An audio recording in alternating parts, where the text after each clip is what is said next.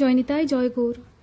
শ্রী চৈতন্য মহাপ্রভু বলেছিলেন, এখানে 4টি স্থানে যেখানে আমি থাকি, শ্রী সচী মায়ের রান্নাঘরে, শ্রী নিত্যানন্দের নৃত্যে, শ্রীবাসের উঠোনে এবং রাঘবের বাড়িতে।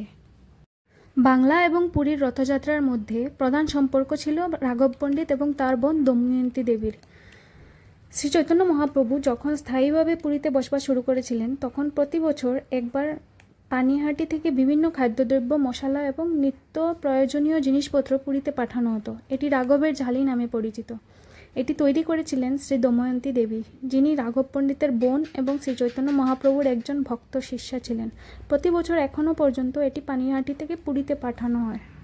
এই ঝালিগুলোর মধ্যে থাকত শত শত বিভিন্ন ধরনের কাসুন্দি, আচার, সর্ষের তেলে সংরক্ষিত আম, শুকনো করল এবং অন্যান্য শুকনো শাকসবজি, প্রাকৃতিক ঔষধি উপাদান দিয়ে তৈরি খাবার, নারকেলের লাড্ডু, সংরক্ষিত পনির, ঘন দুধ এবং ক্রিম দিয়ে তৈরি বিভিন্ন মিষ্টি, এছাড়াও ফলমূল, বরফি, লাড্ডু, প্যানকেক, মিষ্টি, ভাতের পুডিং এবং অন্যান্য ব্যয়বহুল বস্তু প্রস্তুত করে এই গম্ভীরায় পাঠাতেন। গৌর ভক্তদের প্রেমের সহিত পাঠানো এই বস্তুগুলো মহাপ্রভু সারা বছর সংরক্ষণ করে সারা বছরই গ্রহণ করতেন।